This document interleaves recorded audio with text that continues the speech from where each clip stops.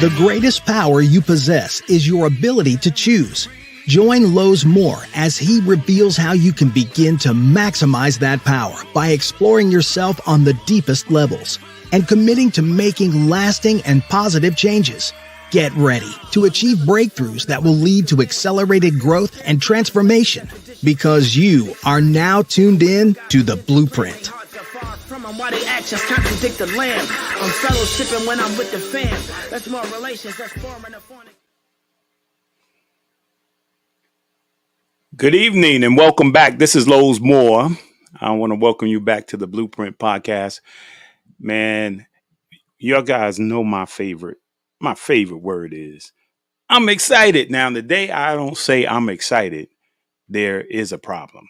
And I'm a little less excited, today, because, man, just some bad news. Let me start out with, back in the day, there weren't many, black people on television, particularly when I was growing up, and definitely wasn't a whole lot. I guess your guys will remember Diane Carroll. That's one of the, whew, I think every little kid, like Diane Carroll, man. She was amazing on her show, but it wasn't a whole lot of black women, but that you can, talk about in regards to television. But there was. I'm not a big Star Trek fan, so I watched it occasionally because it was something exciting to do. But we lost the great Nichols today. Beautiful black woman on television, happened to be on Star Trek, and she was 89 years old, and man, just talented. Played in a number of different shows and films, and man, everybody would remember Nichelle. Just an awesome person. And I was reading up some things on, about her and her situations that she did. She worked for NASA back in the day as well, and just I think we losing legends, and so with that in mind, we lost the great Bill Russell today, and a legend. Number one, let me say this: Bill Russell is the greatest winner in the history of sports. I mean, nobody has won. I think there was one other person that's in the NHL, in the hockey league, that had like maybe 11. I think nine championships, but Bill Russell had 11 championships, right? But more than the winner on a basketball team or in sports, Bill Russell, in my estimation, is the greatest winner in life. I mean, when African American people, black people back in the day, man, were struggling, man. He fought along with a number of other great athletes like Jim Brown, Lou Alcindor at the time, Kareem Abdul-Jabbar, right, and the great Muhammad Ali. I mean, these guys were more than just athletes. They used that gift for a purpose, right? I just remember just a couple of things about Bill Russell. I remember when Bill Russell, because Bill Russell was a man. He was a man's man, So they had this. I think also Mary Alice. Okay, she's an actress too. Okay, we lost her today as well. But Bill Russell, man, I remember, man, when you talk about today's athletes, and one of the reasons why we should really, really salute Bill Russell, because particularly athletes, those who are in sports, because Bill Russell was the one who helped to start free agency and also the union, not free agency, but the union in regards to uh, NBA basketball. And oh yeah, you said Mary Alice. That's one of my favorite. I mean, every time she used to come on television, she's just one of my favorites. All of that, especially in the Matrix, man. She was in the Matrix and the many other. She just sparkled on the scene, man, on the screen, man. And Bill Russell and a number of other African American athletes, man, had a packed arena at the All Star game, um, and and preseason games, and they refused to play, right, until they allowed the players union to start. And Bill Russell was willing to give up his career and everything, man, in order to make those things happen. I mean, he was a man's man. He was a champion, not just on the court, but in life. And he had many people following him. I mean, everybody thought that Wilt Chamberlain was a silent one, but he was right there too with Bill Russell. They were best friends, even though they were great competitors.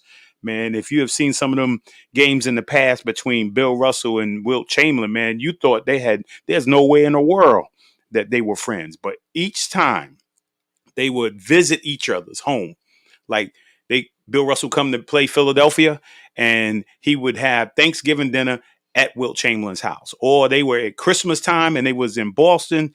Wilt Chamberlain was at Bill Russell's house, and these were men's men, and there was a lapse there. And let me just say this real quick. There was a lapse there where a number of athletes, particularly African American athletes, there was a silent period where we didn't say anything because there was a lot at stake.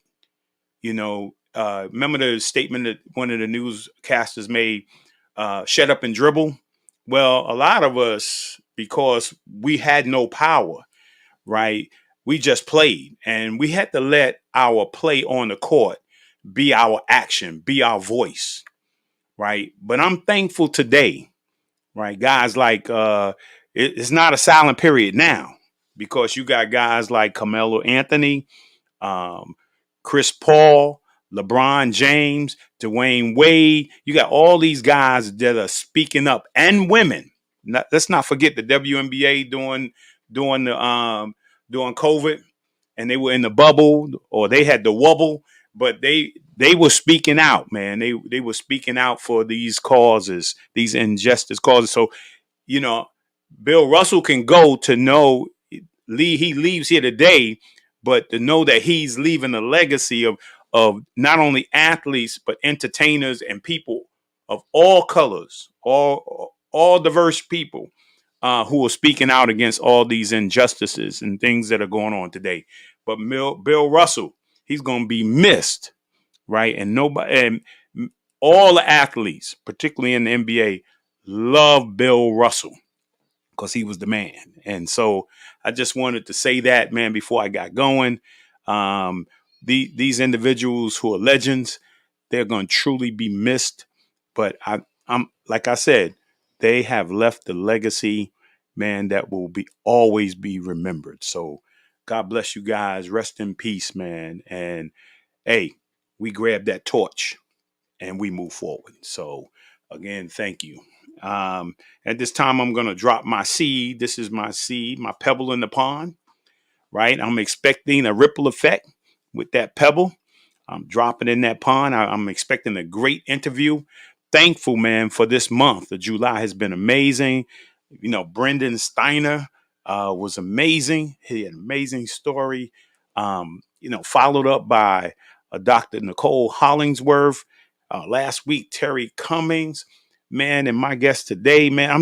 I'm just looking forward to it. And so let's jump right into this. Just let me talk about my book of the week. Yeah, Black Westchester, the origin story. I'm looking forward by A.J. Woodson. I'm looking forward to hearing more about this. I'm looking forward to getting my book, man. I'm going to talk about that, man. I got to get my book. I got to get the book. And then my word of the week connected to the book is community. Man, if you're getting the book and of course I've seen some shows of Black Westchester, and of course I've known the co-owners, uh, you know, the authors, everybody, for years, and they have just been powerful in the community. And community is something extremely important. I don't think we know what community is anymore. And when I think about community, I don't think about division. I think about unity, right? And I don't know where we real, you know, we are really in a real community, right? We need to remember what a real community is, what a real culture is, what unity really is. And hopefully we get to talk a little bit about that tonight. And then our affirmation, affirmation of the week, the Hill and Pierce Harper affirmation quote moment. Yeah, I like this because I kept it simple this week, right? Speak kindly to yourself, right? Sometimes we expect people to speak kindly to us, but we haven't been kind to ourselves, right? So when you wake up in the morning, think good things about yourself. Be kind to yourself. You know, get up in the morning and just be like, man, I'm blessed. I'm good. I'm a king. I'm a queen. You know, I'm just blessed. You got to be good to yourself. You got to tell yourself you love yourself, right? You got to appreciate yourself, right? Talk to yourself. Be kind to yourself, man. The world is harsh out there, but you can be kind to yourself. And then, not finally, but here's my music of the week. This is Maze, is my music of the week. And it says that's the title thing, the golden time of day. We've been listening to Maze for years, and we hear all those great songs that make us want to get up and groove and stuff like that. We forget about the golden time of day, right? And many of us don't think about the golden time of day, man. But when we work hard, right? We work hard, we're driving home, and the sun is about to set, right? And you see that sun coming down, and you either sitting out on your porch, right? Like particularly on the summertime, and then, or you get home, right? And you relax, and somebody brings you a plate of food, and you lean back in that chair as that sun is setting, right? It's no more relaxing time than know that I don't have to work right now, and I can just chill out. The golden time, that's the golden time of day when that sun is setting, right? When you at home and or you get in the tub, Calgon, take me away, right? That's the golden time of day when you just get home and just relax, let everything go, man. That's my music of the week. I mean, my wife was like, I don't even remember that song. That's in your day. I'm like, babe, that's on the same album you've been listening to Frankie Beverly and Maze forever.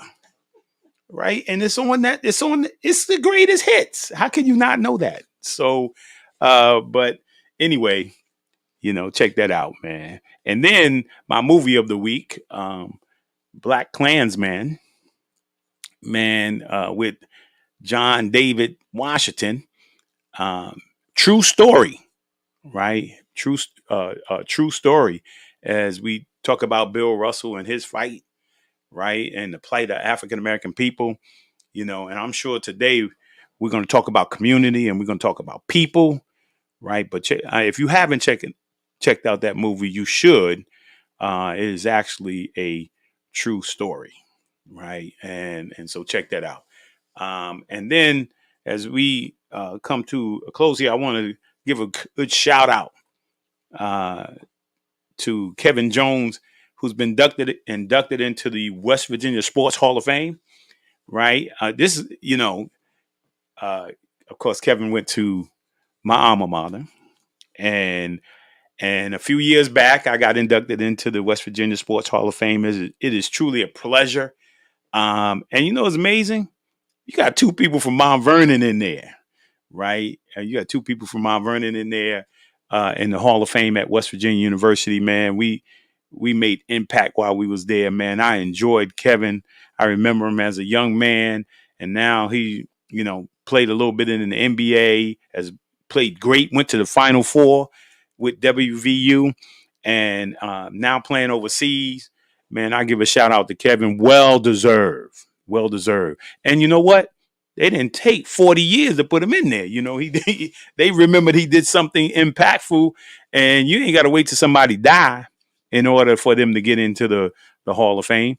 But I'm glad that he got in there, man. He's in there with me. Welcome. Welcome to the West Virginia Sports Hall of Fame. I appreciate you, man.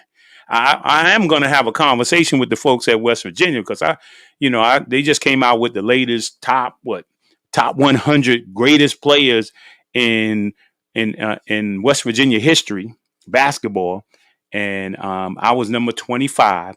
Man, I need to look at the top 5, man.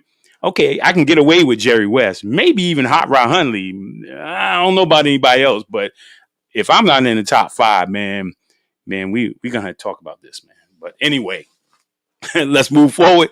Let's have we in the countdown. We in the countdown to 39 years, right? We in that countdown on August the 6th. We be celebrating 39 years of marriage, man. Man, we heading out this week, right? We're gonna be chilling out as we arrive into we just gonna flow into our 39th year, and then we're gonna start planning 40, right? 40 years, man. Hey, put the plan out there, man. You know, write it down, make it plain. That's right. Line upon line, precept upon precept, right? Write the vision, make it plain. So, without further ado, man, welcome again. Hey, don't forget, next week, because we'll be celebrating our 39th anniversary that weekend, got a guest host next week, Lowesmore the 3rd. And my wife's birthday is on the 7th. I get a double whammy here. On August the 7th. August the 6th is our anniversary. August the 7th is my wife's birthday. Right? She's getting younger. And Losey's going to be hosting. I don't know who his guest is going to be yet. Usually is really good. He got really good guests, so I'm looking forward to that. And then the following week, right, we got young fella. We got Tommy Guess, young and gifted. Man, he has an amazing story.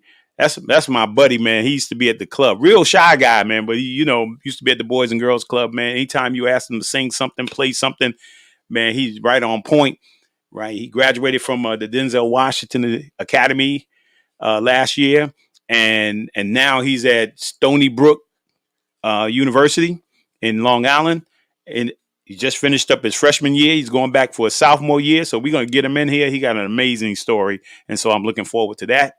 And then we got Jabari Hines, one of Mount Vernon High School's greatest players, man. And he went to West Virginia, too. He lasted a couple of years there. Sometimes, like I said, I tell the kids that when I was speaking, sometimes you go in a situation, you go into a job, right? You get a scholarship to go to a school, right? Sometimes, man, you get there and just don't quite work out for you, right? Don't give up. Keep moving forward. He did. He moved forward, went to UMass, graduated with a degree. Right now, I'm playing overseas over the last, 6 years. He's been playing overseas, winning championships overseas. And I look forward to talking to him about his journey. He's also MVP. Yeah, MVP. Yeah, MVP overseas as well, man. So congratulations to him. And I look forward to him on August the 21st. So, all right, let's get rolling.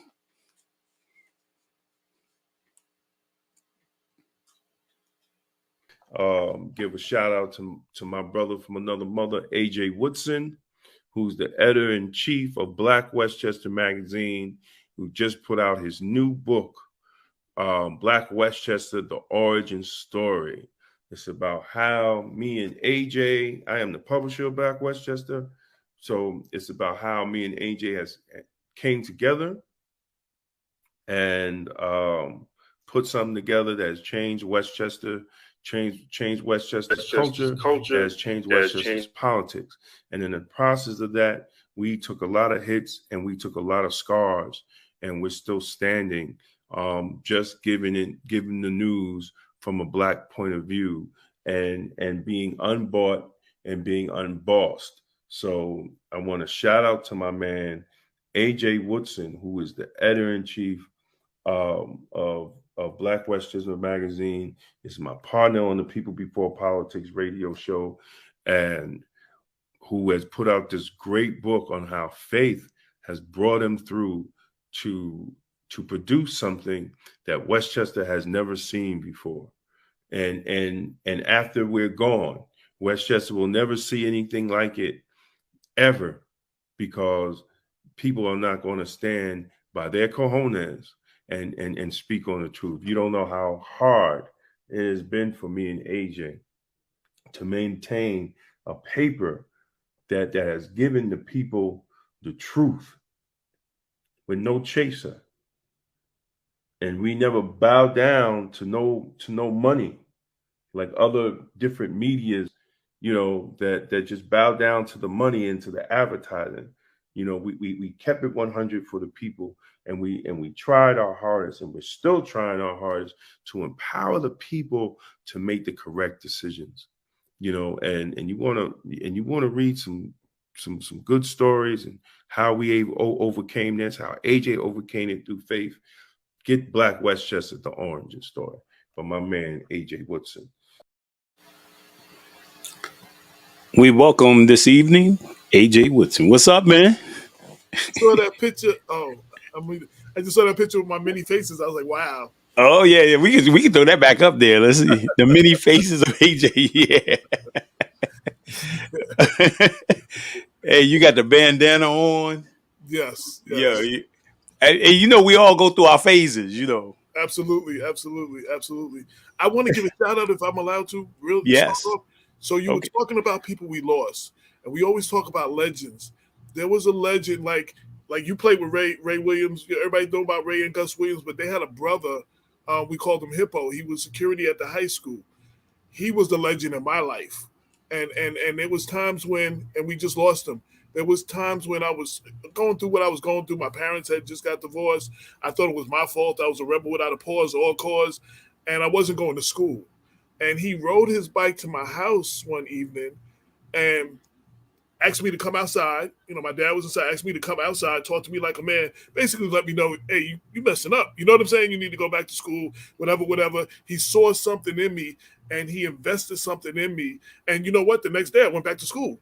You know what I mean? And I always say the reason I'm not dead or in jail like a lot of my counterparts, a lot of my the students I went to school with, is because of people like that, like the people that invested in me. So I want to give him a shout out. We just lost him, and you hear about his famous brothers, but he was the one that affected my life. Like he So shout out to Hippo.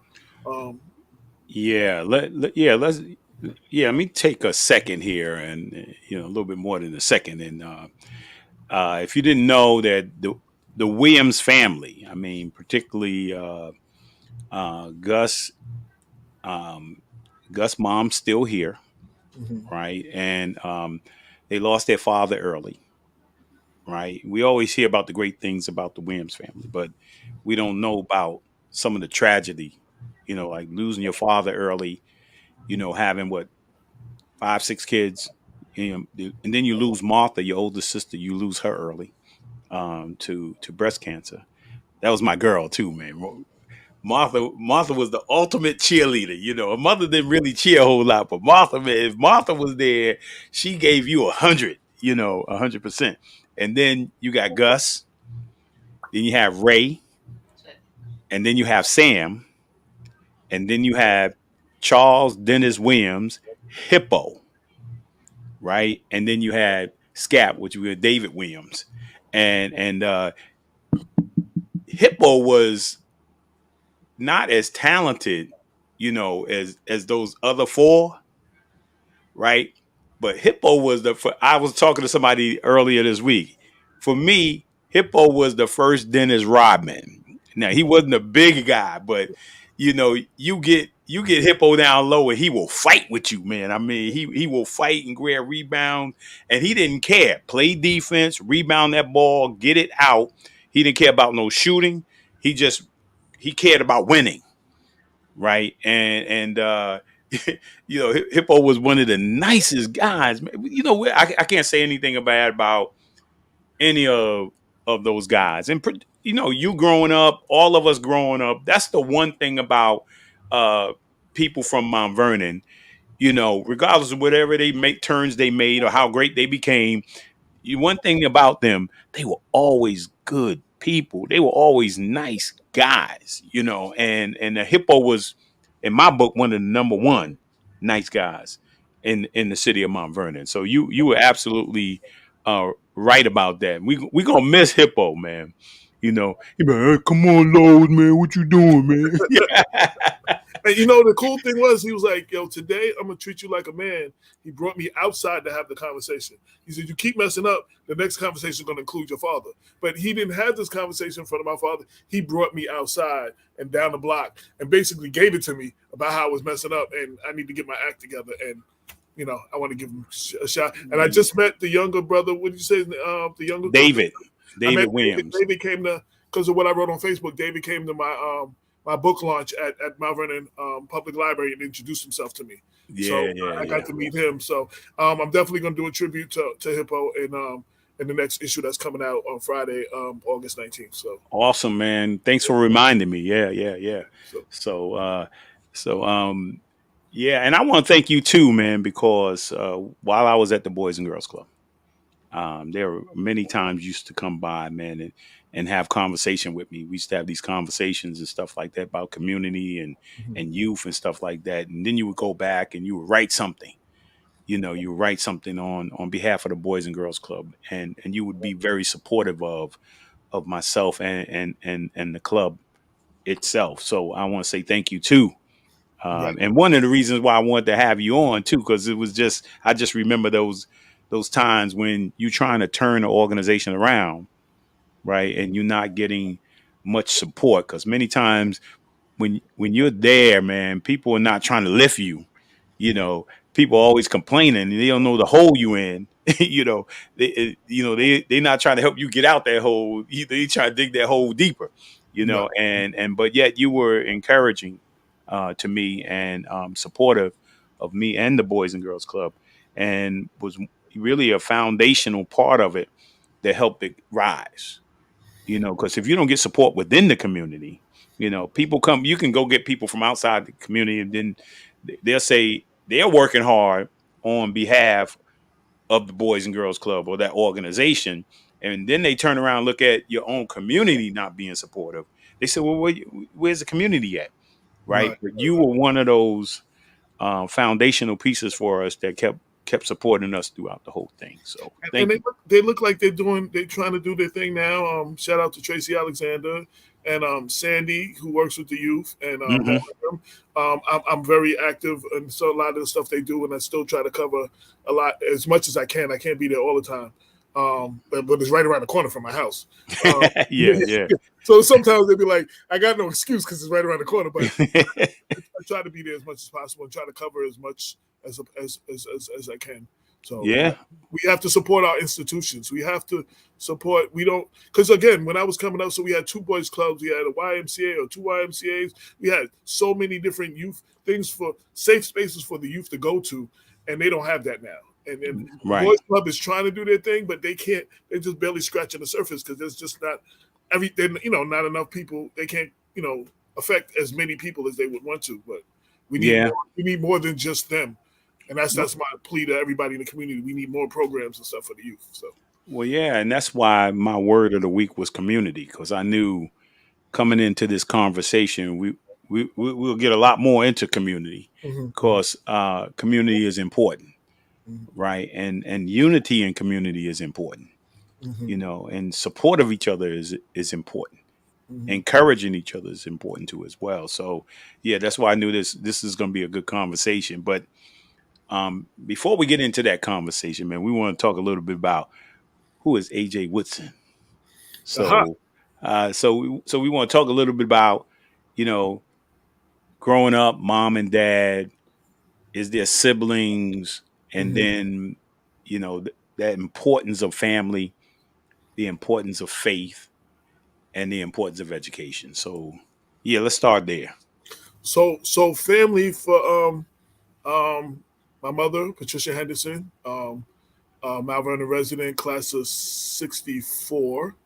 And a lot of people knew my grandfather. They used to call him Fats, Leroy Henderson. A lot of people knew him. He always drove the Deuce in the Corner. Everybody knew him. Oh yeah. And then my uncles, everybody knew Kevin, Rosalind, and Skippy Clark. Oh yeah. Everybody knew one of them. Kev had the minks and used to be, cutting the hair and all that. It was. I was 21 before I realized what a haircut cost.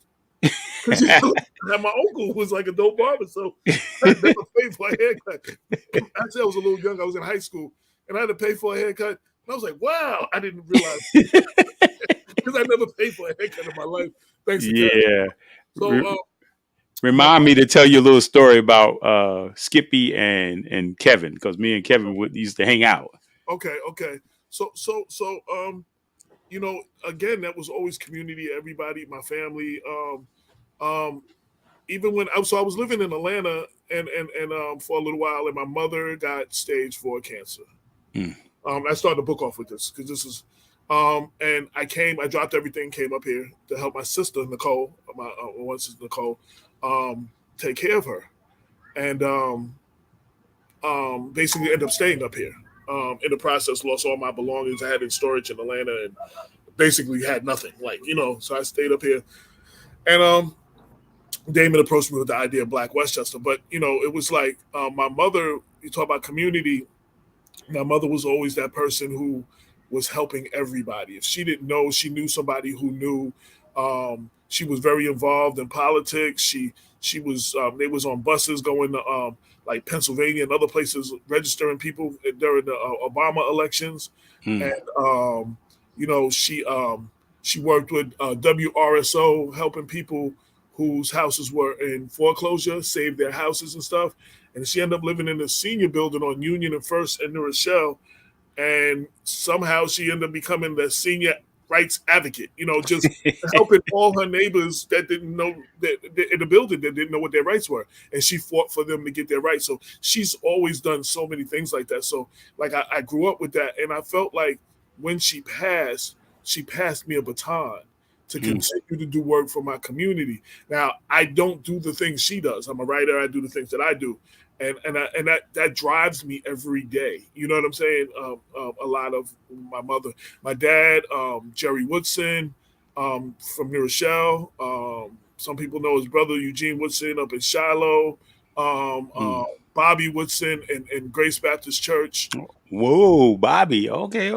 Yeah. I've known Bobby forever, man. The one in Grace, not the one in Centennial, because there's 2 Bobby Woodsons I found. Okay. Out. Yeah. But the one in Grace that's been in Grace forever. I remember him. I know Bobby Woodson too. Yeah, that's my father's brother. Yeah.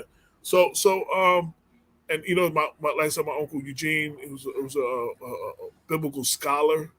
So it's like I had, even when I wasn't serious about my spirituality, I always had that. I always picked his brain. Like I always wanted to know. Like even at family gatherings, I go off to the side and sit at his feet and pick his brain. Like he was just a wealth of knowledge, and a lot of the stuff you feel like. Now a lot of that stuff comes to me now. I remember all of those things. So shout out to him. But my mom passed July 11, 2014. I just lost my dad in September. So it's kind of like me and my sister joke we're like the 50 plus year old orphans now. Yeah. But yeah, they had a lot to do with what I do and community and family, and that was always important. Even when my parents got divorced, one of the memories I have when my daughter was born, my daughter Paula Sherelle Woodson, who did the cover, she lives in Atlanta. When she was born, my mother was remarried, and she would have Christmas at her house, and my dad, my stepmother, and my stepbrother, and all of them would all come.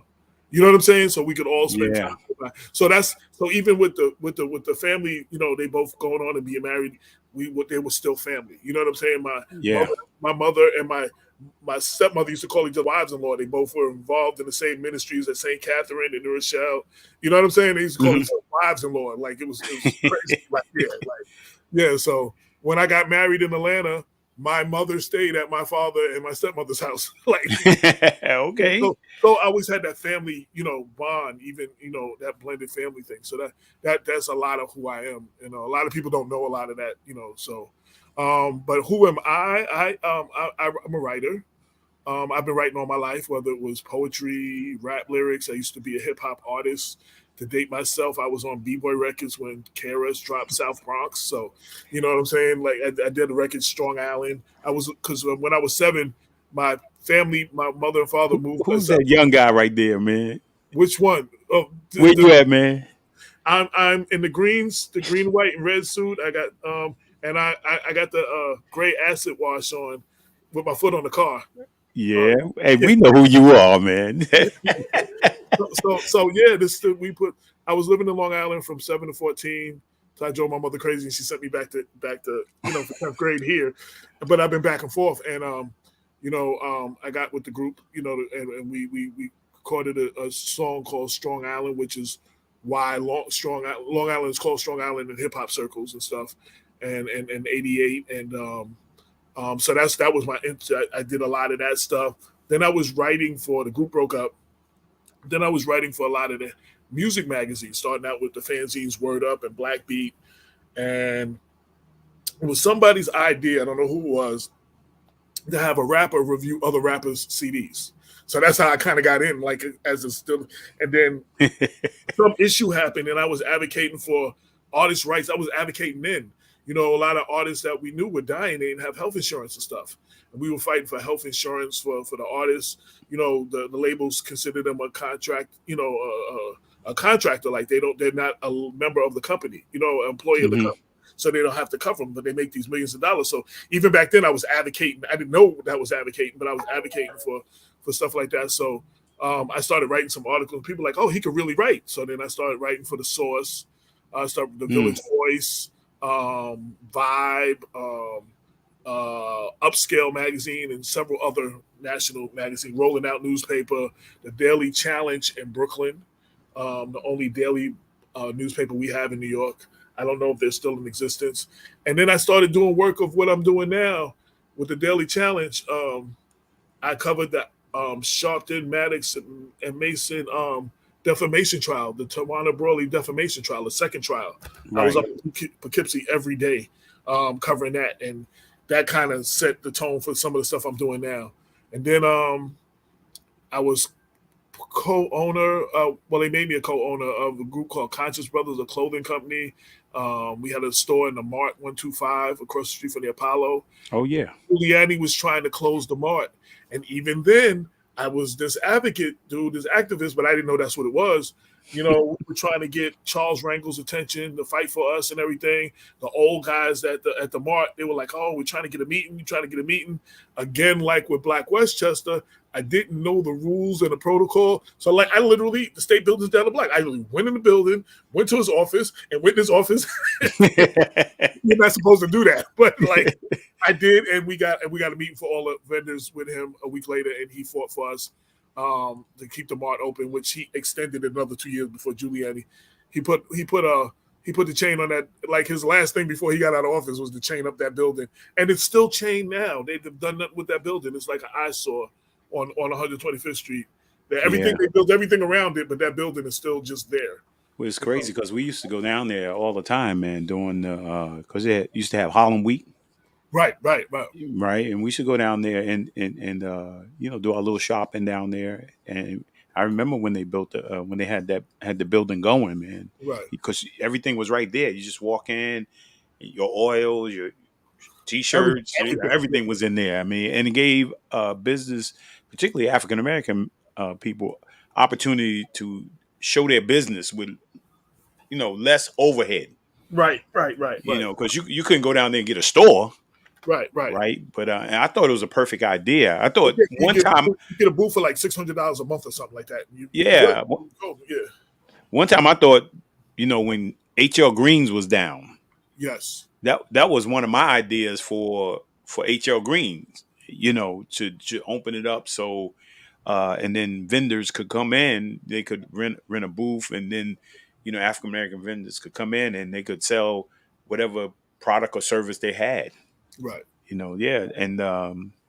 we need something like that in this day and age. Like we don't have things like that. We lost a lot of things like that, and it made it affordable. Like you couldn't. There was no way we were getting a building in Harlem at back in the '80s. You know, in the early '90s, we weren't. We couldn't afford the real estate. You know what I'm saying? But, you know, you pay $500-$600 a month for your booth, and you know you do what you do in your booth. So and then down there, while I'm down there, other things happen. I used to write for the Chicago magazine called Freedom Rag, and I did these series of articles. When you're pro-black, you're considered anti-something. So it was like the 4 men at the time who had spoke, and and a sentence or two of what they said was taken out of what they said, and they made them look like something. One of them was Dr. Leonard Jeffries. He was at City College. He had made a comment. They Dr. Ben and Khalid Muhammad, who was at Mosque Number 7 before Conrad. Mm-hmm. Before Conrad, yeah.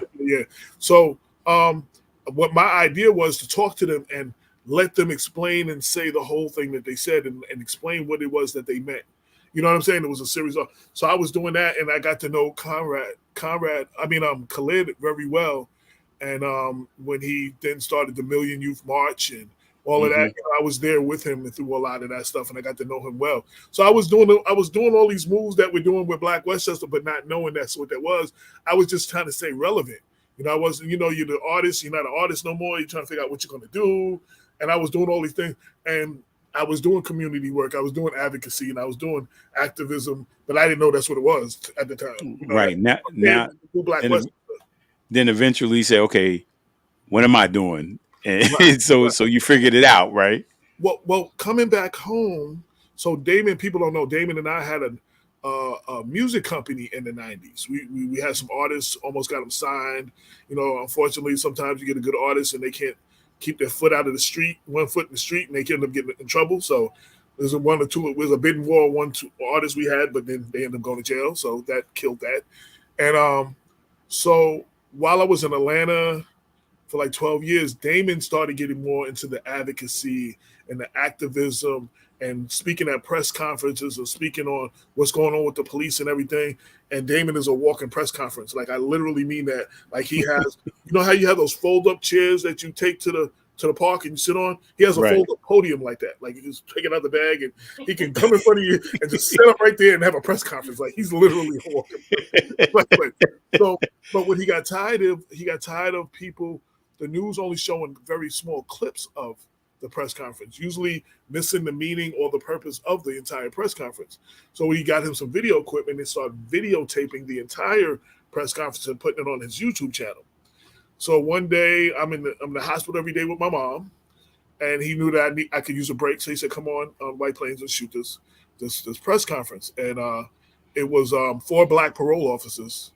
They went up to Ramapo to get an escape parolee or whatever. He wasn't there. On their way out of town, they were stopped and held at gunpoint for 45 minutes. They had on bulletproof vests that said NYS, New York State Parole. They had badges on chains around their neck, and they got out of a government vehicle, and they were held as if they were like terrorists or bank robbers or something. Of course, nobody had been disciplined. None of the cops had been disciplined. So this press conference was them announcing their lawsuit. And Damon, as head of Blacks and Law Enforcement of America, he was standing with them, so he couldn't run the camera and stuff because he was in the press conference. So I ran the camera. So he gave me the video afterwards. I'm sitting back in the hospital with my mom, and I always had a blog to express myself or something. And I basically wrote a piece to go with it saying, if these guys are not safe in the street, what chance an average brother like me got? And that kind of birthed Black Westchester. Right. Came up with the idea and called it Black Westchester. And, we wanted to do this African-American news magazine. Like, you have Life and Time and Newsweek, but we don't have a Black one. So we wanted to be that Black one and for our community. So Black Westchester. And that's kind of how we got started. I think I answered a few questions that you asked. I think I did more than what you asked. Yeah. No. We just kind of flowing right now. Okay. I think that's important. Because one of the things you talk about is, speaking and communicating for people. Yes. right. And also, I think in communicating for people or speaking on behalf of people or giving people a voice, right? And I think it's very powerful because most of the time we don't have a voice. So and nobody's listening, right? So you give an opportunity for somebody to listen, just not the same person, because people can become popular, and so the only person that you people want on the radio or people want to write about is people that's popular, Right. but nobody wants somebody who's not popular may have something very powerful and important to say, and is that what Westchester is about as well? Black Westchester. Yes, and you and I sat on a panel together, the Shiloh Baptist Church Men's Ministry breakfast or whatever it was, Hmm. and the topic was the portrayal of African Americans in the media, and that's Right, one of the things that we wanted to change the narrative of how we're portrayed, right, because we're only portrayed negatively most of the time in most media, and shout out to Kenneth Chamberlain and I think Shannon Lanier. I think that's that brother's name. Yeah, yeah, yeah. So we're only portrayed negatively, and we have a lot of unsung heroes in our community. Every community has those brothers and sisters that hold it down every day. They get no publicity for what they do, but they are staples in their community and they do great work. And we wanted to spotlight a lot of them. You know what I'm saying? And give them, right. the same way you would, a celebrity. You know what I'm saying? We wanted to give them their flowers. And so we Hmm. wanted to do that because you're not going to read about them anywhere else. And also, there were stories that News 12, like they're corporations, so they have producers and stuff. So, you might call up and their producer like, oh, that's not, we're not covering that, whatever. One thing Black Westchester did, stories that they wouldn't cover because they were too small, we made the topic bigger. And they end up coming in afterwards and covering these things that they never would have covered before if it wasn't for us. And then they took the story on a much bigger platform than we have. But it took us to bring attention and stay on the topic and elevate it enough that it was now big enough for Aloha or News 12 or back Fios and whoever else, ABC, NBC, and all of them to cover. So, Yeah, no, I appreciate that because we need a portal sometimes. mm-hmm. Because like those small things that are really powerful, they need to be paid attention to. Can't get there because they're not like you said earlier. They're not big enough for that media, Right, right? But then when you open it up, right, you need a portal. Somebody needs a portal to bring them through there. right, So right. yeah, So we did a lot of that. Shout out to your mom. I see your mom's watching. yeah, my mom's watching. Yeah, Talk about family. Family is very important. yeah, it is. And congratulations to two of y'all. Black love. We don't see a lot of couples right now talking about 39 and 40 years of marriage. Seriously. And that's a topic me and Damon were talking about. Black love and the black family unit right now. And we might be at an all-time low. We have better black family units in slavery than we do now. Like the numbers, like, you know what I'm saying? Right. Probably didn't have a choice then either to go nowhere, but we were together more then than we are now, and we have so many more resources and things that we didn't have then, and it's an attack on the black family. So anytime you see a black family who is together that long, and you got to celebrate black love. Like I want to congratulate y'all and celebrate y'all. Yeah. Oh, thanks, man. Yeah, yeah, yeah. I mean, I love that woman over there. Yes. But Yeah. and she has your back. Like I use the same program to do my show, Hmm. but I do everything. You relaxing, she's doing the letters and doing all. I do all of that while I'm doing the interviews. I do everything. Like it's great that I'm not touching the keyboard every 5 minutes now, But so you have her to do that with you, and y'all work together. That's a beautiful thing. And you know what she says to me every week? Huh? She gonna teach me how to fish. No, I She just said you. say, She said you got to learn how to fish, man. I say, if you give a man a fish, he'll eat for a day. But if you teach him to fish, he'll eat for a lifetime. She's been trying to teach me how to fish. I'm trying to teach him how to fish so I could be upstairs doing something else and he can do this. No. But he said no, AJ. He said no. This is a partnership. This is like my mother was very big on that. She said most boys leave their mother's house for a wife or a living girlfriend because they can't do one of four things or all four things: iron, cook, sew, and wash their clothes. And she told me at 11, 12, she said, while it is great to have a woman do these things for you, you're not going to be one of them. You're going to know how to do all of those things yourself. And she embedded that into me. Even at 11 and 12, you know what I mean? And then my parents got divorced, and then she went back to college, so I had to cook for my younger sister. I was the oldest one. So I had to cook every night from, even if it was just Franks and beans or whatever, but I still had to prepare dinner for my sister. He could cook and he could wash clothes. Well, yeah, he can iron. The sewing thing, no, we're not doing the sewing. I'm okay. I can sew, but now I can hem pants and stuff, but they got the tape and stuff. You don't have to do that now. What was the name of that class? What was the name of the class we had to take? Home economics. Yeah, I learned how to sew in home. I learned how to put a button back on and sew up a little hole, I took that class because it was full of women, full of females. I literally, that is the only reason I took the class. Nah, I took the class because they made me take that class. It was no choice. I took that class. I was at that class every day because it was full of girls. Same thing in gym. You had different things you could take. I took stuff like tennis because that's what all the girls were. Like that. You know what I'm saying? Like all the dudes were playing basketball, the girls were playing tennis. So I still can't play tennis, but I was over there with them, Right. Well, my mom said, she said, look, man, you may be a bachelor all your life, right? So she taught me how to do the chicken, scramble an egg. Right. You never go wrong scrambling an egg, man. Make some toast, stuff like that. So she taught me a little bit about how to cook.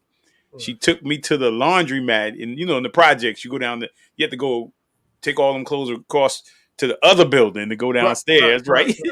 To wash the clothes. It's hot in there, man. Like it's summer and it be winter, So, and she take me there and do that. Taught me how to make the bed. She said, you never know. You may never get married. So you got to fend for yourself. But her whole thing was that I don't settle for something because I need someone to do those things for me.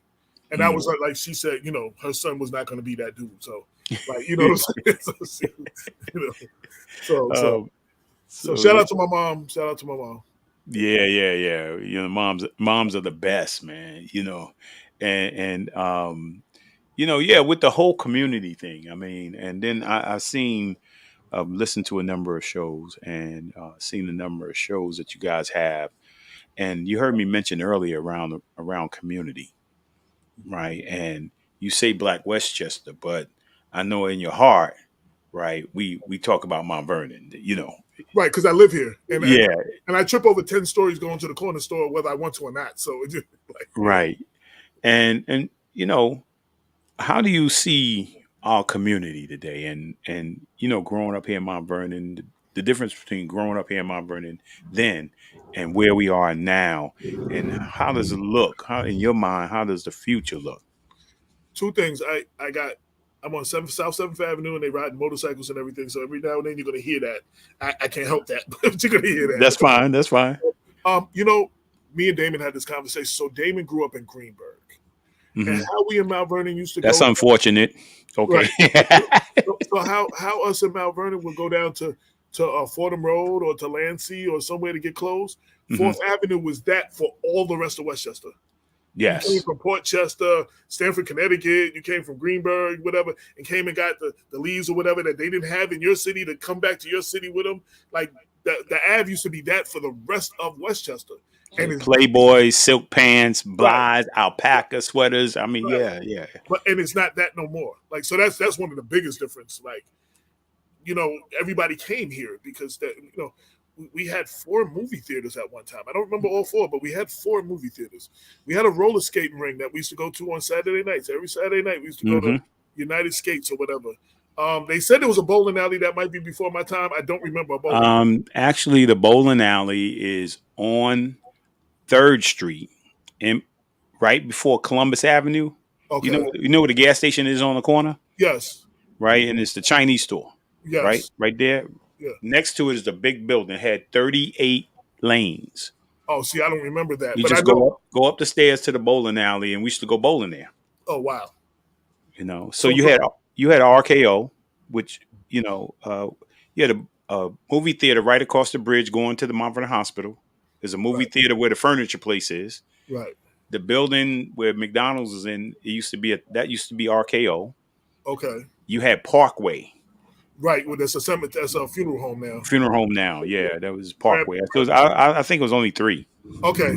I know there's like 3 or 4, but the point is there was. And then if you wanted to walk, we had the 99-cent theater in Pelham. We used to go there to see the movies That's for 99 right. cents. 99 cents. The second Mhm. run movies, after And they then Mount Vernon Avenue. You Yeah. walk up Mount Vernon Avenue, cross the bridge over into Mount Vernon Avenue to the Yonkers area, Right. and it was a theater right there, right up the hill. Oh, okay. See, and we had all these things. We also had. I belong to because of my family. I got family in Shiloh, Bethesda, Grace. I belong to every youth ministry, even though I was never a member of any of those churches. But because I got to go a lot of places. I went to like dude ranches with Grace Baptist, like, you know what I mean? Yeah. And right across where I think it's Ernie Davis's building on the other side used to be Heavy D's mom's Nothing But Love or something. Oh yeah, definitely. It was the youth ministry building. And right downstairs where Ken Bright is, there was a pool table and stuff like that. So on certain days, as a safe zone, I could go in there. The youth minister would be in there, play some pool. We had all these things that were safe zones, and even with all those things, I still tried everything to mess it up. But now you don't. But now you don't have anything. You understand what I'm saying? I mean, you have the boys club, and you have 1 or 2 small things, but you don't. That's the biggest difference. The other thing. So I came back home. It's 2014. They're having something called Unity in the Community, and they're marching to fix Memorial Field. I'm like, they're having a march to fix the park. So I went inside the park, and I seen the crumbling stairs and stuff. It was like, I've been out of town for like 12 years, and I've been Long Island and everywhere else. So I hadn't seen Memorial Field in a long time, and it was like make a grown man cry. And I wrote this big piece on Memorial Field that started off a lot of things with Black Westchester too. Like I covered the decay of this place and the roles the politicians played and why this place decayed, and so again, Memorial Field, we had that. I remember making out in the stands and going to football games, and I mean, all the things we did. Matter of fact, I got bad memories. Mr. Grimes could never get in touch with my dad because and Mr. Grimes used to jog, and so did my dad. They met one day, and he was, "I've been trying to get in touch with you." Yeah. Running around Memorial Field. Right, because my father came to say something to me, and Mr. Grimes was like, "Oh, is that your father?" And then they met. Yeah. Oh yeah, my wife and her father used to run in Memorial Field. I used to run in Memorial Field, run the steps Right. in Memorial Field. Yeah, it was just So, graduations. Right, graduation. So all of these things we don't have. Those are the differences now, and it's like it's a shame, and I don't want to get too political, but like on the national level, you see the Democrats and the Republicans fighting like cats and dogs, like Bloods and Crips almost. Mount Vernon is Black Democrats against Black Democrats. You really can't blame the condition of the city on the Republicans. You really can't blame the condition on the white man. It's a Black-run city, one of the few Black-run cities in the Eastern Seaboard. You understand what I'm saying? 4x4, and actually we have everything. I covered a lot of the criminal justice reform, even before George Floyd, all the activists and stuff. The things that they asked for, we have. More African Americans in leadership positions. We have nothing but that. More African Americans in leadership positions at the police department. We have the only Black commissioner in Westchester County. You see what I'm saying? Like, these are the things everybody else is fighting for. We have all these things and we can't get it right sometimes. So I get frustrated. So those things frustrate me about this city that should literally be the Wakanda of Westchester. But our elected officials are giving away our vibranium. You know what I'm saying? And it's kind of unfortunate. Well, yeah, and I've been saying for years, man, that Mount Vernon is fertile ground. Yes. and if another culture had Mount Vernon, Yes. it'd be ridiculous.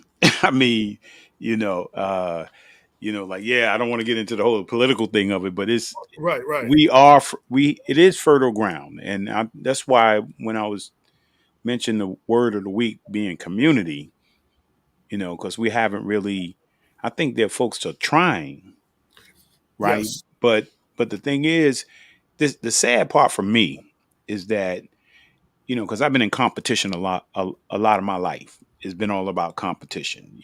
Winning basketball games, trying to win at life, Right. and so uh, when I lose, right? When I lose at something, which it was not a lot, but when I lost, that was a bad feeling. I felt bad about that. And I would do what's necessary to prepare myself in order to win the victory somewhere down the road. But when people win, right, we not winning because if I get elected mayor, right, I haven't really won because the people are going to spend the next 4 years trying to not to help me move forward or help us move forward, but we trying to figure out ways how to stop me from moving forward. Right. And Right. and even back in the day when it was when it was white, right? When we had white mayors, right? We were more productive and prosperous during those times. That's when Fourth Avenue was thriving and everyone came here. Yeah, That was that time. Yeah. right. And I remember as a little kid Right. when Mayor Sharp, I was a little kid at the Boys and Girls Club, and they used to bring us in the board meeting because they were introducing potentially new board members. So the mayor would be there, Mayor Sharp, and all those guys would be there. The fire, police, guys would come over because they were on the board of the Boys Club, Hmm. and you come in and you speak on behalf of the program. I mean, and literally, they were there talking about our kids and community, right? And moving, how do you move the boys club forward? My doctor, Dr. Lowe's, right? I never want to see that guy because he used to give me a needle all the time, So, but he showed up in the board meeting. I got scared. I was like, he was a board member. I go to the doctor's office, I see him at the boys club, Right. And so when you talk about community, right? And yeah, and I know there was some indiscretions, Right. there's a lot of different things, Right. but we graduated. That's what I'm saying. Like we Right. graduated by the hundreds. We became productive citizens. Hundreds of them become productive citizens. I mean, we started to thrive and see more African American businesses. Stuff started to grow, and I just don't. I don't really see that type of community when I'm talking about community unity. And it can be that way again, but we have to want it and we have to fight for it. An example that I use, and I think, shout to Brenda Crump. She's sharing links to stories as I'm talking about it. We have her listed in the paper as our mistress of information. Me and David would be talking, and whatever we were talking about, Brenda would put the link up. We'd be like, yeah, "What's the name of that book by so and so?" She'd have the book up, like so. So even now, I see her doing that. So I want to shout her out. Yeah, But yeah. we have to fight for what we want. One of the things that I said when I first came back, and I think what made Black Westchester powerful, is me moving away and coming back. Okay, so you're a parent, so every day your child grows a little bit, but you don't really see the gradual growth because it's like a little bit every day. But your relatives who only come through every 6 months or once a year, they be like, "Oh man, your child's getting big." You understand what I'm saying? Hmm. Mount Vernon has been going down a little bit every day. You know what I'm saying? But the people who live here can't see it. But I moved away and came back and was like, wanted to cry. And that's why I fight so much. That's why I'm so passionate about fighting for the city. You know what I'm Right, saying? But I just turned 56. I don't spend my whole 56 years just here and nowhere else. You know what I'm right. saying? So Well, it's interesting because I was away a lot too. right, In college, playing right, professionally, and I would see the same thing you would see. When I got married and came back home, my father-in-law was a big, was Lloyd Wallace was a big guy in Mount Vernon, man. You know, uh, pushing to help mayors and different things like that, pushing for the community. And that had the boycott when I came back home. Remember they had the boycott? I came back home right in the midst of the boycott, right? And my father-in-law like, hey, you going to the board meeting? I was like, I'm going to a board meeting for what? I go to the board meeting and it was, all the blacks were sitting on one side and all the whites were sitting on the other side. And I was, and a lot of white folks, when I was going through my process in the high school, they were supportive. They were, hey, Lowe's, teachers, security, so forth and so on. So, because I had this experience of diversity, when I went away to college, I had a whole different mindset about, the way things was. And so when I came back home and seen this separation, I was like, what is going on? I got to get out of here. So I thought I was going to leave, right? My father-in-law said, where you going? My mother-in-law said, where you going? I was like, I'm leaving, and then I got this inkling to turn around and go back up front and just make us just stand, same thing I just said to you, man, I'm out here, on the highest level, playing sports at the highest level, talking about the diversity of Mount Vernon, the unity in the community, and I come back home in this, Right. right? I'm like, so you absolutely have to be away to see it. Right. I see your wife asked the question, what was my most interesting interview, either with Black Westchester or People Before Politics? There's been several people we've been blessed to interview. The late Hafiz Muhammad, who was leading Mosque Number 7. He was a regular on our show.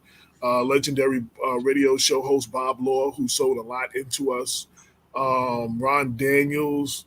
We one of the biggest ones we did was kind of a coup. Was he's a commentator on MSNBC. Frank Facluzzi, he was a former FBI director or something, and he wrote a book, and he wanted to come on our show when that movie Judas and the Messiah came on to explain to our community. That's not just then. This stuff is going on still in the FBI. And that was a really big interview. We've had a lot of big people come through. Some of my biggest favorite, most interesting people weren't Black Westchester. I interviewed Pam Grier like 3 times, so that I was in love with Pam Grier. Oh, don't please don't tell me that. I interviewed Muhammad Ali for When They Were Kings, the documentary of the Thriller in Manila, the fight in Africa, with George Foreman. I've interviewed like all my favorite actresses and actors when they were first coming up, Nia Long, and I interviewed the movie Why Do Fools Fall in Love? I was sitting at a table with Vivica Fox, Halle Berry, and the other to play Sunshine in Harlem Night. I can't remember her. Layla. Yeah, I know you talk about So those are the 3 wives. So I'm interviewing all 3 of them at the same time at one table, and I kept going like this, making sure I wasn't drooling. So that was a great experience. But I've had a lot. I've learned a lot. What I'm doing now, because what a lot of people don't know, I was never into politics. And people before Black Westchester, my only involvement in politics, and people keep laughing when I say this like it's a joke, I voted for Bill Clinton twice, and I voted for Obama twice. That was it. That was my whole involvement with politics. Literally, that was it. You know what I'm saying? So, but with every interview, where I always tried to explain as much to the audience so they would learn, I would have them explain it to me. You know what I'm saying? What is an assemblyman? Why do we need the assemblyman? What do they do? And they would break it down and educate the audience, and they would be educating me as well. So with every story and every interview, I learned something. And people think I'm an expert on politics now, and it's not. I've just done. Layla Rashawn, yes. She will always have the nickname Sunshine for the rest of her life from that movie. Forever. Sunshine. Yeah. Is there someone who I want to interview that I have not yet? That is very interesting. People that I wish I could have interviewed or would have interviewed. I've never interviewed Stevie Wonder. Mm. I really would like to have, because and then his whole activism and using his platform for all of those things. I would love to have interviewed Muhammad Ali back when, because when I talked to him, he was towards the end and he was shaky a lot. So I really didn't really push him with a lot because he wasn't having a great day that day. I didn't even take a picture with him or nothing. I just was happy just to be there around him. But I would love to have had the opportunity to talk to him about his activism, about taking a stand, about, just who he was. Because I quote him often now, even in the book. I don't have to be who you want me to be. I'm free to be who I want to be. I don't have to do it the way you want me to do it. I'm free to do it the way I want to. And that's something that he was said. And on my Facebook page, in the introduction, I have a quote from him that says, "I am the wave. I am I'm trying to remember the exact. I don't want to miss I am the disturbance in your sea of complacency, and I will never stop shaking your waves." That's another Muhammad Ali quote. So I would love to have talked to him. I would love to have been able to talk to some of our great scholars like Langston Hughes and the Frederick Douglasses and all of them. I write about them all the time. I would love to have been able to pick their brains. I think one of the biggest things, and I want to say this to our youth and to our older people, when we lost what's his last name? Holmes. He was a staple in the community in Rashad. I can't remember his name. He owned the club. Napoleon. Holmes. Yeah. Napoleon Holmes actually went to my church in St. Catherine. So I got to see him a lot in the last 2 years. When he died, I had a conversation with Damon. We have to stop letting these people die with all that knowledge and not pick their brains as much as possible. Eli Stroud. You know what I'm saying? Because that's what happens. So we die with all this knowledge, and then the next generation got to just try to figure it out. You know what I mean? So the young people, you need to pick these people's brains while they're here and learn all that you can. And the older people have to be willing to do that, but the younger people have to be willing to listen and not like they know it all. You understand what I'm saying? And that's how we move. That's how we move on. Like even in Africa, the older people used to teach the younger people the traditions and everything else, and then the younger generation would then carry that on to the next generation. We let knowledge die with us, and then the next generation got to figure it out. Well, yeah, I was having a discussion earlier. I think it was last week, and even before then, because I've had a couple of young men I interviewed, and when I was a young person, I was, I used to always ask questions. So if I seen Gus or Ray or Rudy or Earl, and they were at the next level of me, they were in high school. I was at the boys' club. Hey man, how'd you get to high school? How'd you get that jump shot? How did you do this? And they say, oh yeah, this is what I do. Come meet me out in the playground. And then when they got to college, they come back. I just pick their brain.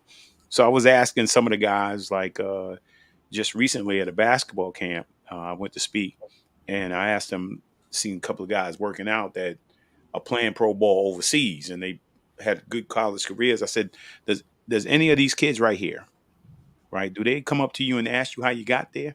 Or what did you do to get there? And they said, no, we have never had anybody, come and ask me. So that's what you're saying, right? Is that when you hear somebody, like they said, oh, AJ Woodson started Black Westchester. He started the magazine. He's got the radio show, him and Damon. And that's, oh yeah, how'd you do that? Not just, oh, okay. Yeah. It's a tournament I played in back in the day. So each one teach one. Yes. Right. Remember back in the day? Yes. And that's what it was all about. Like, you got it. Teach somebody. And that's community. That's right. How you further community. I had a young guy come up to me. I'm going to be doing a book signing at a Black-owned coffee shop in Yonkers called Bougie Brews. And they were having an event yesterday where they had a DJ and 4 or 5 authors, and they were like poets and stuff. And the DJ, I handed everybody a paper. And the DJ came up to me and was like, yo, is this you? I said, yeah. He said, this is funny. He said, I was wanting to start a local community newspaper. And I gave him my number, and I told him to give me a call. And I don't know everything, but I can share some of the things I do know, and hopefully that he can take that. Because if that's what he wants to do, he's the next generation of whatever this is going to look like. I mean, Right. Damon just turned 54 on the 27th. I just turned 56 in February. I mean, I like to think I'm gonna live to 105, but you know what I'm saying? Like, Yeah, you know what I'm saying? You know, how much longer are we gonna really be doing this in the streets and running the streets and stuff like that? You know, and it said, younger people for war, older people for counsel. Like, we have to counsel them, but they have to be willing to be counseled. You know what I'm saying? And there's a division that is between our elders and our young people. And again, that's the failure of our community as well. Like, you can't have community without that. Like, you know, we learn from, like I said, Hippo and them sold so much into me, and that's why I'm here now. And I ain't do double-digit jail time like a lot of my classmates. Like, you know what I'm saying? Right. Like, I'm not dead like a lot of my classmates. You know, so you know, we have to get back to that. You know, Right. and you know, we're missing that. And you know, you're leaving the youth to try to figure it out on their own. And you know, we were all young, and we all think we know something, and we didn't know nothing back then. You know what I mean? So Right. nobody's teaching you; you're figuring it out on your own. You know. Right. And I think there's a couple of questions up there, but real quick, and my wife, we always have this conversation, right, Answer about to that question that your wife put up. Yes, I'm doing that. I have an intern now.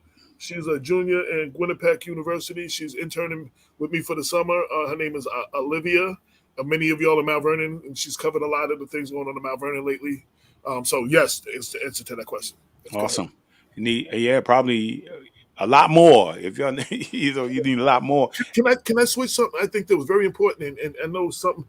The second part of my book that sometimes people don't hear the title is, and how my faith was instrumental in this great experiment. And I can't talk about what I do and what I've done without talking about my faith. We didn't start out with no money. Again, like I said, and most people don't know, I lost all my earthly belongings. Like, I'm starting from nothing. And then my mother passes. You know what I'm saying? And it's like, I'm trying to figure this out now. Without faith, there's no way I'm having this conversation with you. Like, even when we decided to put out the newspaper, there's been many months we didn't know how the newspaper was going to come out, but it comes out every month. That was because of my faith. You know what I'm saying? I kept walking the walk like we had the money and we get the money. You know what I'm saying? And it was just like, so, like, you know, I've moved in this, even with putting the book out. My faith has been very instrumental in this great experiment, and I could not have any level of success without my faith, you know, my belief in God and all of that. And I think that's very important because I don't think we talk about that enough. Yeah, rappers go, yeah, I want to thank God, and then they curse afterwards in the award shows. You know what I'm saying? But Right. I don't talk enough about our spirituality on a real, with some realness. You know what I'm saying? And you know, it's cool to have faith. You know what I'm saying? Like, people look like that's not a cool thing. To the kid, it's cool to be spiritual and have faith. Yes, it is. You know what I'm saying? And you can't do nothing without it. And that's, as you read the book, there's several examples that I give where my faith is how I got through those situations and the confrontations that we have. I mean, if you're uncovering things that people don't want you to uncover, eventually they push back and there's attacks. I survived those because of my faith. I'm still standing because of my faith. So I definitely want to. I want is the purest. Yeah, that I don't. That may not be true, but that's one of those Facebook things. And you sign up and you click and then it goes through all your things and then it generates that. So I shared it, but that's not. I wouldn't claim that I'm the purest person. I strive to be pure, but hey, that's a goal. That's a goal. Yeah. So Yeah. yes, Let me say this to you that, yeah, you got a book signing coming up on August 27th. And it's the week before at Greenberg Public Library, August 20th. Yeah, awesome, man. And let me say this, man. Unfortunately, if you don't have faith, particularly black people, we gotta have faith, right? Because you either starting from the bottom, right, or somebody gave us something that was broken, right, and so you got to come in and try. You got to come in and try to fix it. Because one time I was at a national conference, right, and struggling, trying to make it work, trying to get help from them, and so one of the executives of the national said, "Hey man, how you how you doing? I said, well, I'm working by faith. Right. so, and so years later, man, and, we're working on a budget, couple of $100,000 when I first started. And I was in this leadership conference, and in my it was an interim uh, interview and an exit interview of this for executives. And he said a lot of crazy things to me, but at the end he said, "Hey, man, one of our executives said, 'Oh, Lowe's works by faith,' like that." And I was like, and it was a big joke kind of going around national. Lowe's more in Mount Vernon works by faith, right? So uh, then some years later, I'm standing up there, and we've gone from a couple of 100,000 to now we like $800,000. We heading towards kind of like $1 million budget, right? Right. And so now I'm standing up there. Mariano Rivera is one of our honorees, right? And I'm standing up there. I said, one executive said to me a few years back, man, that I wasn't going to make it because they said he was working by faith, right? And I said, look what faith does, right? And faith has brought all you guys out here. Faith has caused for this creation of, you got to work. Because scripturally it says faith without works. And I explained that too. And then I explained the work that I did. Like I put in the work. Like when it came to doing a paper, we didn't know how to do a paper. I did all the work. I did all the research. I made all the phone calls. I learned everything I had to learn. And then the money part came in. You know what I'm saying? But like you have to be, people always talk about, I hear black people say, I'm waiting for my ship to come in. A lot of people, I believe a lot of people ship come in 3-4 times, but one, they're not in position to see their ship. One, they're not prepared when the ship does come, or they just don't even recognize that that's their ship. You understand what I'm saying? But it's like, faith, you have to do the work as well. And we put in the work, you know what I'm saying? And it was just, I live right now. I don't get stressed over what I can't control. I do the things that I can control and the things that I can do, and the rest of that I got to leave up to God. And like it don't all go the way I wanted to go sometimes, but that's very important in my life. So I wanted to share that as well, in this story. And I again, it's the second part of the titles. I know it's a very long title, but you know what I'm saying? Like I think that's very important that I highlight that part as well. Yeah, awesome, man. Because that's family, right? Family, faith, and education. So with that in mind, right, when you talk about the education side of it, because, my book, from the Boys and Girls Club to the NBA, number one, it starts about the importance of family. That's number one. Number two, it talks about my deficiencies, my right. I remember you talking, yes. Yeah, and it talks about being illiterate, right, and not knowing how to read, right. And so for you, I mean, I always say it's 3 important parts of this thing is, your reading, your reading comprehension, right, and something that you are doing, right, is writing. And I think my wife mentioned something, in regards to, because communication, journalists, writing, starting the paper, all that's important. I mean, your ability to read, your ability to comprehend, your ability to write. And we need this is for me is a remnant. If our kids cannot read, right, if they cannot comprehend, right, if they cannot write, then there's going to be a problem. And other cultures are coming into not knowing any English. Within 2 or 3 years, they're doing everything we're saying: reading comprehension, writing, all those and excelling. Right. And now there was a time when we couldn't do that and couldn't be caught doing that. And now we can, but we don't do it. And this thing right here is a walking computer. We had to go to the library. We had to have large volumes of encyclopedias. Either we had them or we went to somebody's house who had it to do the research. You can Google anything that you want right now and find out the information. They walk around with computers and they are the least informed generation. and that's a problem for me. And literacy is something that's very big for me too. Just literacy, I like to work with everybody who's working on childhood literacy. We have to, in this issue we have a Cynthia Turnquest Jones wrote her annual summer reading list Mm-hmm.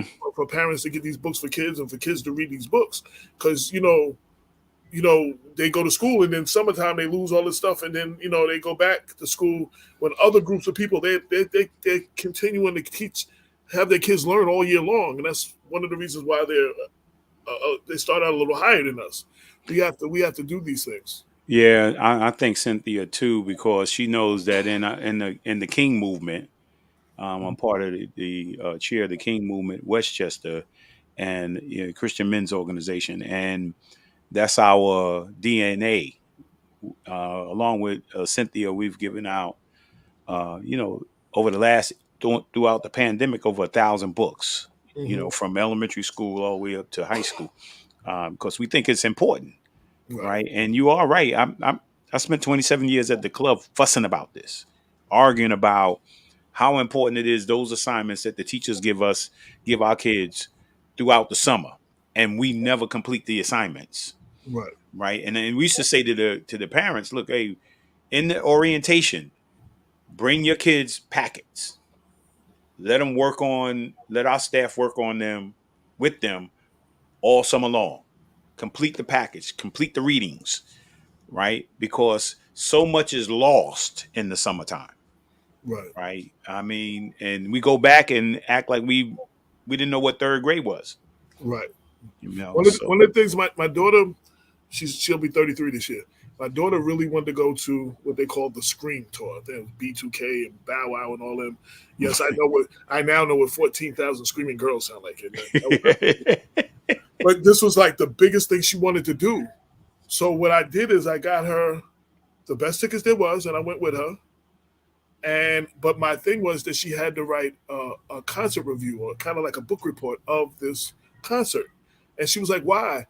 I was like, yo, you just said this was the greatest moment of your life. If you can't write about something like that, how are you going to write about George Washington crossing the Delaware or something like, you know what I'm saying? Like, how are you going to be interested in if you can't even write something about the greatest moment of your life? Like, so I made her write me a report. It was kind of like a book report / concert review, whatever, and she had to write about who was there and what songs they performed and all this stuff. And she wrote me this paper. She hated me during the time. But she talks about that now with my stepdaughter. She was telling them about this. You know what I'm saying? Right. When they were in school, that I made her do this and she did it. Yeah. It's my daughter, Paula Sherelle Woodson. She is me 3.0. Yeah. Yeah. So I got a curiosity. I saw pictures. I was looking through. I'm always researching, looking through photos. So I saw this photo. Right. I thought it was you. I don't know if it is you, but it's. Yeah. I get. You know what? I actually. There have been people who have talked to me on the phone. They was like, "Yo, do you know you sound like Biggie?" Yeah. Well, actually, I'm older, so Biggie would sound like me. But yeah, I'm a big Biggie fan, so I have no problem with that. But yeah, people have said that. So like it. I got it. Can you spit something, man? You still spit? Not off the top of my head. I wasn't totally prepared. I'm not gonna play myself. I still do. Like we were supposed to go. COVID messed it up. Our group was supposed to go overseas with like Nice and Smooth and the Jungle Brothers and stuff like that. And COVID like destroyed that. And I don't know if that's even still on the table. Like, you know what I'm saying? So yeah. We still do some stuff, and we still every now and then like Japanese DJs might pay us to do like what they call a dub plate, which is where you're actually doing the lyrics of your song, but you're inserting their name in it and then press it up, and then they use that so they're cutting up your song, but it has their name in it. When they cut it up, right? And they pay you a couple of $1,000s for that. Like, you know what I'm saying? So, right. For that. So, we still get stuff like that. And, so I still do some stuff, but my mind is on what I'm doing now. I really don't. I still have fun. I still write a little bit. But yeah, I don't. I've done spoken word lately, and someone challenged me and asked me, said they were scared to go out and do spoken word, and if I wrote something and I do it, that they'll do it too. So I forgot who that was. I'm not sure that was Lane Cobb. One of the people that told me that I'm going to go out. We're going to go do spoken word soon. You know what I'm saying? Because they'll do it if I do it. So I'm like, I'm gonna write something and spit something. Oh man, that sounds like yeah. no. See, you've done this before, so it's not like when Dr. Hollingsworth was on here. She was talking about me jumping out of a plane, and Oh I yeah, was yeah. like, nah. I'm getting up there throwing some words out. I wouldn't do that either. Right.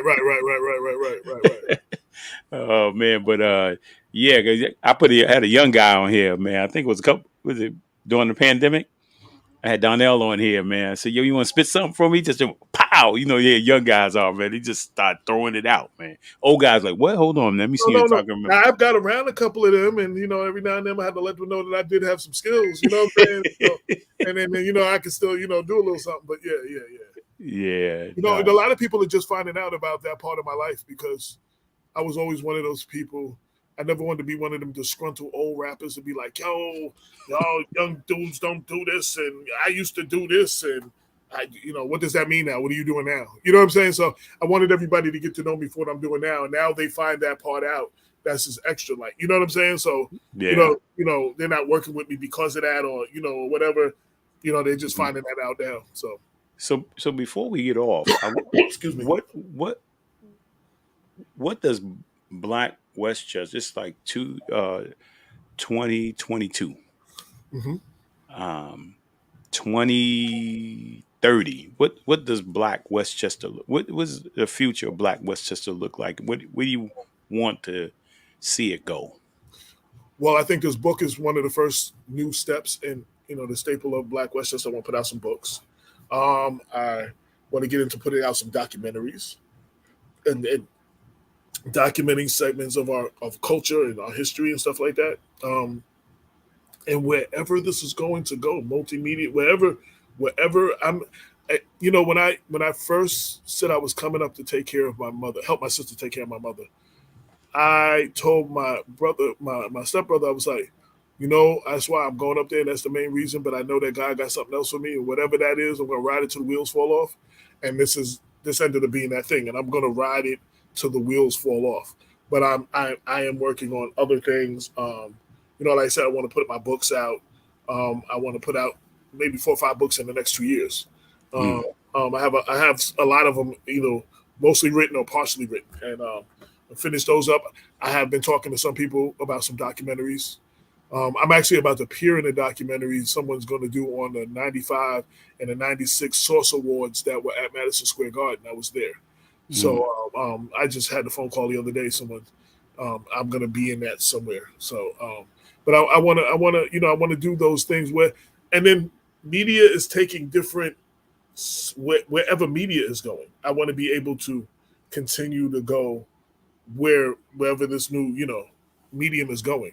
Because things, that papers might not be forever. Like, people was crazy, thought we were crazy because most papers have gone online, and we were online and went to a paper.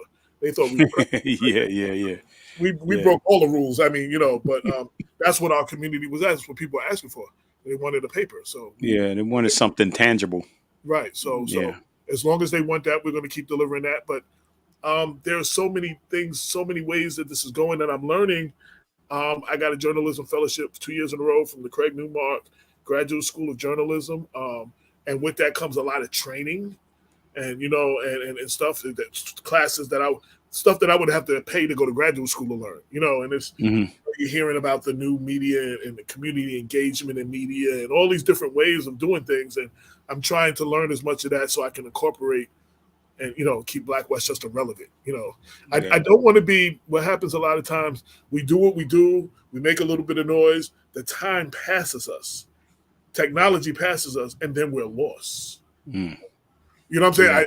I want to be able to go with wherever this, and I want to teach, most importantly, they call us the voice of the people. We didn't start this to be the voice of the people. We started this to help the people be their own voice, and hopefully to create the next generation of truth speakers, which is most importantly. You know what I'm saying? Like, I understand. I watched the old clip of Tupac, and he said he may not change the world, But in his fans, he said, but he's going. He can guarantee you, he's talking to the people who will be the ones that are changing the world. So Awesome. yes, I might not be the one to change it. I might not be the one that brings the city back to our glory, but hopefully I'm inspiring those who will be the ones who will bring about Mount Vernon, our city, back to glory. And wherever we going in politics and fighting for our rights and voting rights and all those other things, and hopefully I'm inspiring some of those people. Hopefully. Awesome. Well, awesome, man. I want to thank you. I want to thank you for your time. This is another thing we don't do as Black people. So I have my own show on Sundays. You understand what I'm saying? Mm-hmm. It's like you now shared your platform with me and invited me onto your platform. People don't understand how big that is. You know what I'm saying? Like, they got their own thing, and then we're competitors. You know what I'm saying? Like, and you don't, you didn't treat me that way. You know what I'm saying? You invited me to your thing, and I'm just letting you know I appreciate that and I acknowledge that, because we don't have enough of that. And the one thing I want to say about you, there were some issues we didn't see eye to eye on, but we were always respectful to each other. I respected that. That's what I didn't agree with you, but I respected that. That's how you felt. Right. We never attacked each other. We attacked the issues we were dealing with, but we never attacked each other. And I think we need more of that in our community. Exactly. Yeah. True. Yeah. Yeah. We don't always agree, but it's okay. But not agreeing is a good thing, though.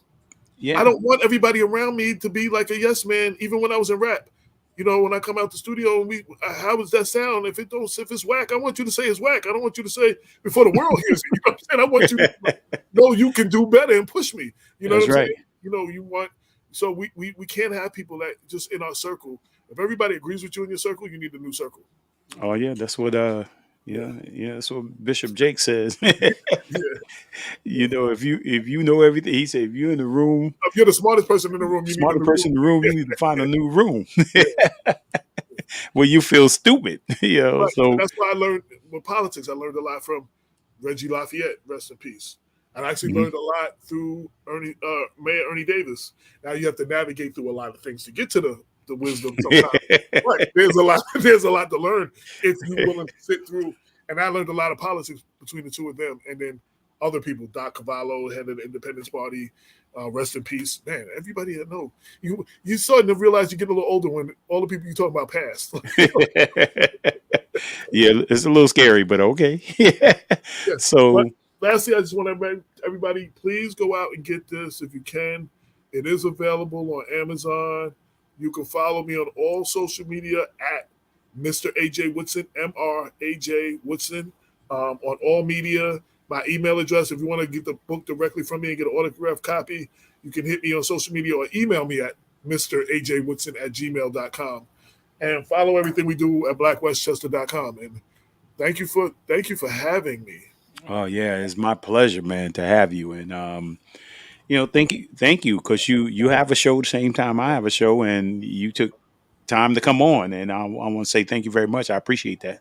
Right, and Conrad, I wanted to really talk to Conrad. I really Damon booked him after I said I wasn't going to be on this week. You had to talk to Damon about that. Yeah, I was like, damn. So I was trying to get him to get on earlier so I could ask some questions, but he didn't come on to the 7 o'clock hour. I was going to definitely not be there. So Yeah. Awesome, man. So I'm about to shut this down, man. Thank you again, man. Appreciate you. Okay. Do I have your permission to take the video and put it on Black Westchester so everybody who can see it? Oh yeah, without a doubt. Yes, okay, sir. I just want to this is not my forum. I gotta, you gotta ask them. People need to ask permission. We don't do that anymore either. Yeah. When you post somebody else's stuff. That's right. Yeah, no problem. That's cool, man. All right. So again, I want to say thank you to all the supporters out there, those who come on each and every week, who've been supporting since I started. I hope that this seed today, those pebble that was dropped, man, that if it's a seed, it will grow, right? If it's a pebble, hey, it's a ripple effect, right? Some of you may be blessed today. Somebody else is going to see it tomorrow and be blessed, later on down the road. But AJ was powerful today. Black Westchester is relevant today, and I believe that him and Damon will keep that relevant. And we'll pass that torch, and it will stay relevant forever. So again, thank you guys. Love you. God bless you. And I look forward to seeing you next week. As my son is hosting next week as we're on our anniversary. We'll let you know who the guest is. And then we're going to have, oh man, I'm loving Tommy Guest. You know, he got a heck of a story. Yeah. And I'm looking forward to Tommy. I'm also looking forward to Jabari Hines. And I love you guys. Man, have a blessed week. Make every day your masterpiece. Peace.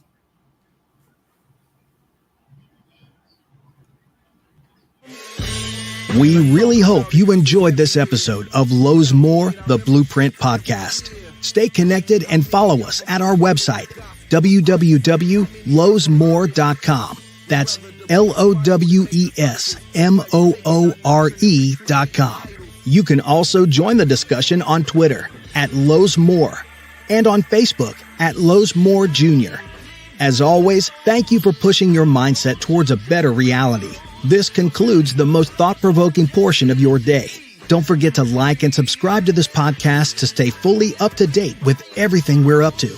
Until next time, be kind to yourself and each other. What they teaching is a joke. I ain't buying it like I'm broke. Insufficient funds for insignificant.